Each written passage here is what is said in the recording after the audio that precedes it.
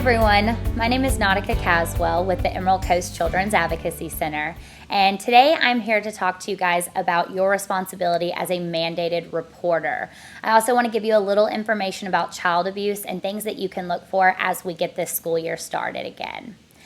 So to start with, I want to tell you a little background about our Children's Advocacy Center. For our center, we are one organization with two different locations. We have a center in Niceville, as well as a center in Definiak Springs. That means we are covering Okaloosa County and Walton County as well. You'll see in the picture on the screen that there is a dog in our logo. The reason that dog is there is because we do use pet-assisted therapy at our center. These are certified dogs who come and work with our children who have been abused. A lot of times when a child is abused, they have a lack of trust in adults, and our dogs can really help with those things. They can attend therapy sessions, they can go to court with the child, they can sit in on depositions when the child has to tell their story, and more. The first slide of statistics here is to kind of give you a little idea of what's coming in Okaloosa and Walton County. So you'll see between physical abuse, sexual abuse, and medical neglect, there were almost 1,500 cases called in. Again, that's just between Okaloosa and Walton County. Now, there were many other reports that were also called in, but this is just for those three maltreatments specifically. And that's generally what we see the most of at our Children's Advocacy Center. This next slide here, I want to start talking a little bit about sexual abuse, and I want to show you guys some statistics. So you'll see that there were 229 cases of sexual abuse in 2019. Now, we only had 156 arrests. So I want you guys to think for a second why those numbers might not be the same. And there's two things that I really want to bring up to you. The first one is sometimes there are historical disclosures, meaning that a child could wait quite some time before they're ready to tell their story of what has happened. Also, along with historical disclosures, a big reason those arrests do not match up with the cases is because of recanting. And what that generally looks like is if a child is being sexually abused, we'll just give an example by mom's boyfriend. And mom's boyfriend is the only person in the house with a job. He's the only person with a car. He's the person putting the food on the table. And the kid comes and tells a safe adult about what's going on. And then mom says, "What have you done? We are not going to have a place to live. We're not going to have food to eat. How are we going to get around places? What are you doing? What are you thinking?" And then this child comes back and they recant their story. So that's also a really huge reason why our arrests don't always match our cases. The next thing on the slide is child-on-child sexual abuse. What that means is that both your offender and your victim are both under the age of 18. Something to point out is that in 2016, there were only 160 cases of child-on-child. But in 2019, we had 332 cases. It's a really big difference. And when we think about why those numbers have grown so much, a lot of you guys are probably already thinking social media, technology, and that is what it is. That's why our numbers are growing. So now, today, it is so easy for a 12-year-old to meet a 17-year-old on Snapchat. They think that they're friends, they go to meet up, and the 12-year-old is sexually assaulted, right? Also, access to technology and access to pornography is a huge reason that child-on-child has also grown. You know, the biggest age group out of all age groups, including adults that are watching pornography, are boys 6 to 11 years old. And when you think of that, when you think of these young children watching pornography, it changes the way that they think. And now it's more likely that a 12-year-old wants to try something out on their 6-year-old cousin. You also see that there are arrests under child on child. Law enforcement's goal is never to arrest a child. The main goal is always to get children help. And if they can work with the child and if they can get therapy for the child, then that's the first thing they try to do. However, they do take child on child seriously, and they will arrest if they need to. Before we move on, one other thing I want to talk about with child on child is I want to make sure you guys know the legal age of consent for the state of Florida. So in the state of Florida, you have to be 16 years old to consent to sex. So that means that two 15-year-olds cannot legally have sexual intercourse. And if you know two 15-year-olds or a 14 and a 15-year-old who are having sex, you need to go ahead and make a call to the child abuse hotline. Again, the goal is not to arrest these children, but it's just to make sure that there's education and services in place. At 16 years old, they can consent up to the age of 23. But that being said, if you have a 16-year-old dating a 30-year-old, that is still not okay, and you would have to call that into the hotline as well. Okay. This next piece is talking about our offender statistics. So as you look at this slide, you can see that 158 were a parent of the child.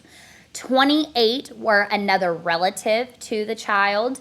57 was someone known to the child. 24 were significant other to the child's parent. And only 24 were someone unknown to the child. And this is an important slide because it gets you thinking about how 90% of the time when a child is abused, it is by someone that they know.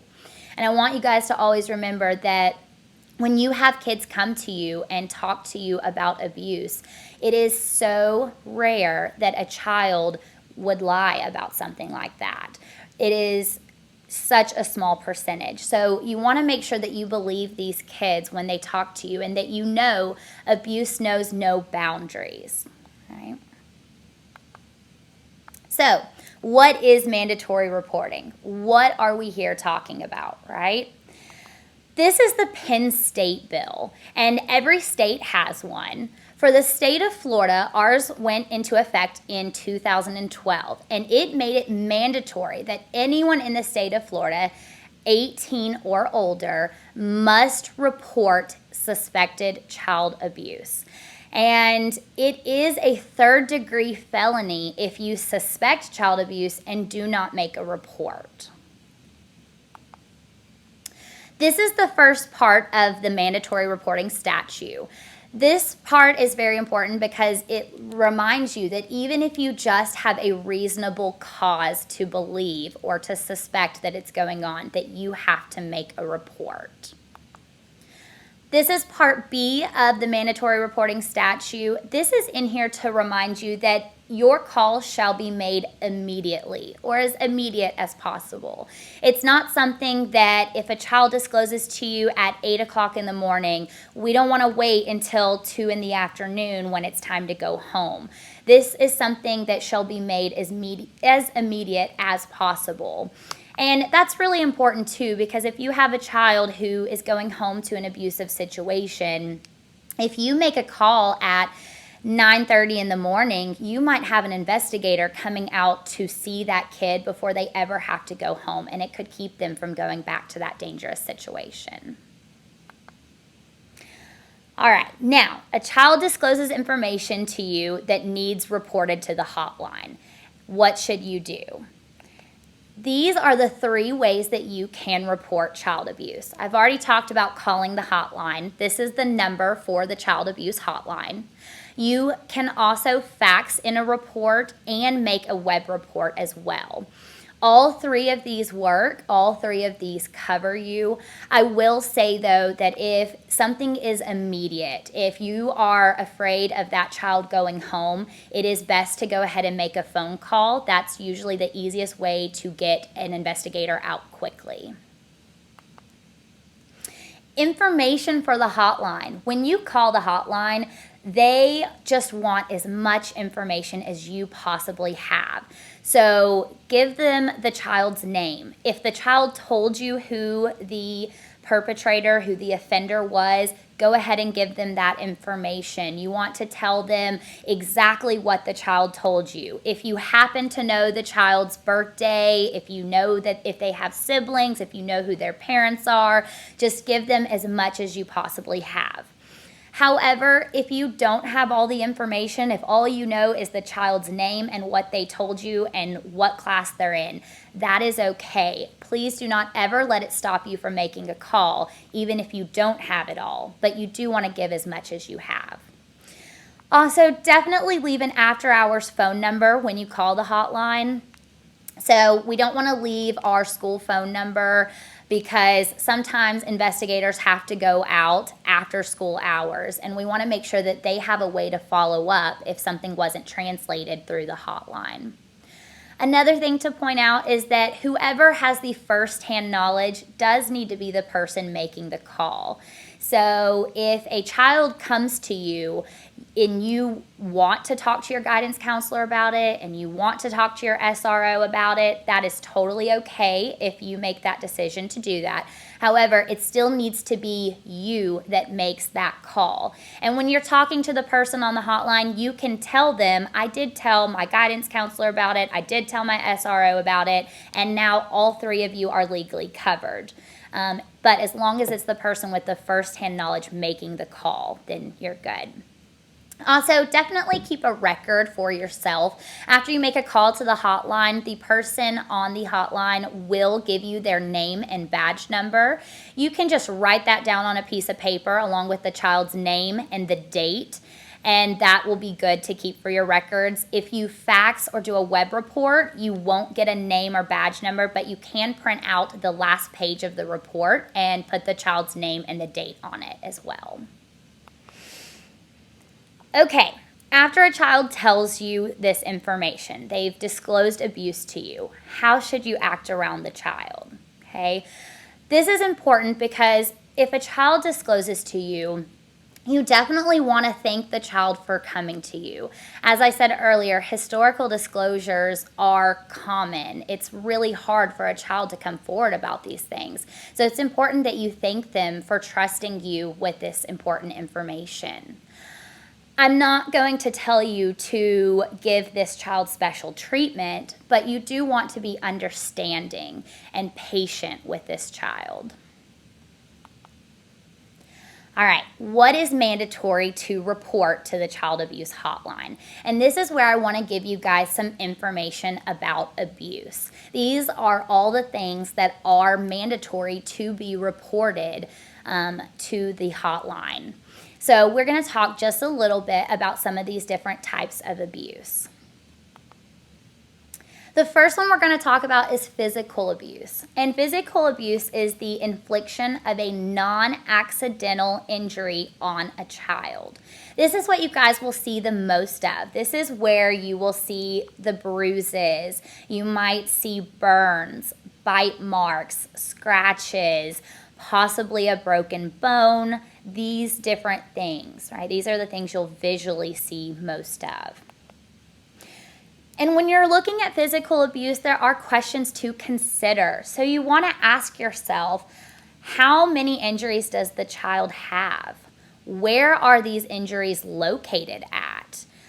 When the child tells you, when you ask the child, hey buddy, what happened? The story that they give you, does it add up? Does it make sense with what you see? Also, are the injuries consistent with the child's developmental capabilities? Okay, and these are all very important things to ask yourself when you see these physical indicators for physical abuse. If you guys think about it, if you had a 6 or 7-year-old and they had bruises all up and down their shins and on their knees, and you asked them what happened and they said, I don't know, I've just been playing, then that would totally make sense. 6 and 7-year-olds, they bruise easy anyways, they're very active, and the shins and knees are an easy part to bruise. However, if you think about a 3-month-old, a 3-month-old should not be having bruises all up and down their shins and their knees. And that's looking at that developmental capability difference.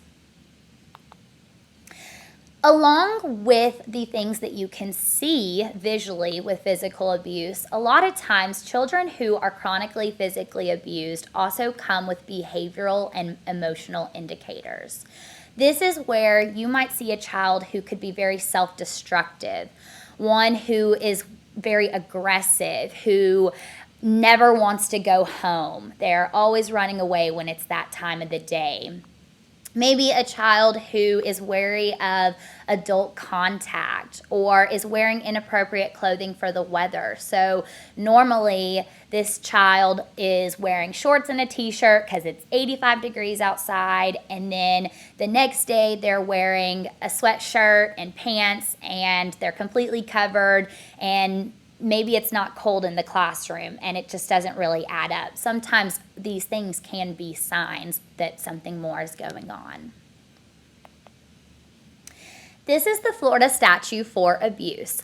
This is really important to put in here because I need you to know that corporal punishment is allowed in the state of Florida. So a parent can spank their child, and that does not mean that it's abuse. However, if punishment is leaving marks or bruises or whelps, that's when a parent has crossed the line. And so if you are seeing things like that, even if it is from a spanking, that's something you would have to call into the hotline. This is neglect. Neglect is when a caregiver is not providing a child the things that they need to be healthy and to be safe.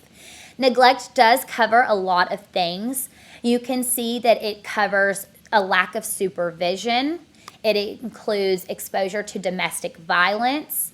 It would be if a child is not having their medical needs addressed or their dental needs addressed, if they are not being given food, if they are just not given the things that they need to thrive. Okay. There are also behavioral indicators for neglect. And so this could be your kid that is falling asleep in class. This could be your kid that is constantly absent or always late to class, that's stealing other kids' food, that's always hungry, if they're very withdrawn. All of these things can be some signs that you can look for neglect. But do know that if you have a child who's frequently absent, that is something to let administration know. It can be a sign for neglect, but it doesn't always mean that it is. I would never tell you to not make a call to the hotline, though. If that is something you start to see as a pattern and then you have other concerns as well, give the hotline the full information. Okay? This is sexual abuse, and sexual abuse is when an adult or another child forces or coerces a child into sexual activity. And sexual activity includes many things. It's not just sexual intercourse. So when I talk about sexual abuse, I also am talking about obscene language. I'm talking about pornography. I'm talking about exposure, cyber contact, all of these different things. Now, there are physical indicators, but it's less likely that you'll see these things. There could be some things you notice, though. You might notice a child having difficulty walking or sitting. If a child has frequent headaches, if they are having yeast infections, urinary tract infections at a very young age, these are all things that could be signs. However, more than signs, physical signs, you're more likely to notice behavioral and emotional indicators. So, if a child is sexually abused, especially chronically sexually abused, you are most likely to see some of these different indicators. You could see anxiety, depression. You might notice that they have poor self-esteem. If you have a 7-year-old who is knowing more about sex than you ever wanted to hear come out of a child that young's mouth, that could be cause for concern, as well as all of these other things that you're seeing on the screen. All right. All reporter information is confidential. So it is important to know that you are under no legal obligation to let anyone know that you have made a call, right? Sometimes parents do figure it out. If a child only goes to school and back, it's not super hard for them to put together the pieces. However, if they come to you and they say that it was you, you don't ever have to tell them that you made the call. You don't have to tell another teacher you made the call. You don't have to tell anyone. And your information is not going to be given out to the caregivers either. Okay. There is a penalty for false reporting.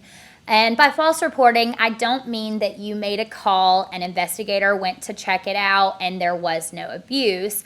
I'm saying that if there was a daycare, for example, if a daycare called in a report on a parent and it turns out that there was no abuse, but the parent was many months late on their dues and the daycare made it out of spite, that would be false reporting, something like that as an example, okay? It is a third-degree felony as well if you false report, and you could be charged up to $10,000 as well.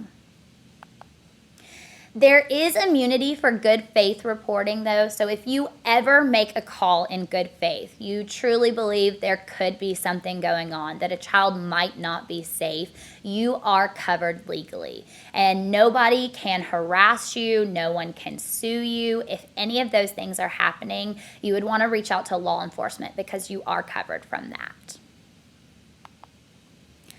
All right, all of this to say, are you a mandated reporter? Yes. Anyone in the state of Florida, 18 or older, is a mandated reporter. And it's really important that we do this training with you guys because you will be seeing kids so often, and so many of you are a safe adult for our children. And so it's important to be aware, to be listening, and to know what these children are saying to you. These are some different programs that our Emerald Coast Children's Advocacy Center can provide. We do Child Safety Matters and Teen Safety Matters through the Monique Burr Foundation, going and talking to children about abuse in a very child-friendly way and talking to them about who safe adults are and who they can talk to if something happens, and to let them know that if something does happen, it is not their fault and that there is someone there to make sure that they are safe. We are also going to be offering after-school safety matters and athlete safety matters as well. Thank you guys so much for your time today. If you have any questions about something from this presentation, please feel free to reach out to our outreach program manager. Her email and phone number is on this slide here. And just remember, if you see something, say something. Remember, it is the law, and we want to keep our kids safe.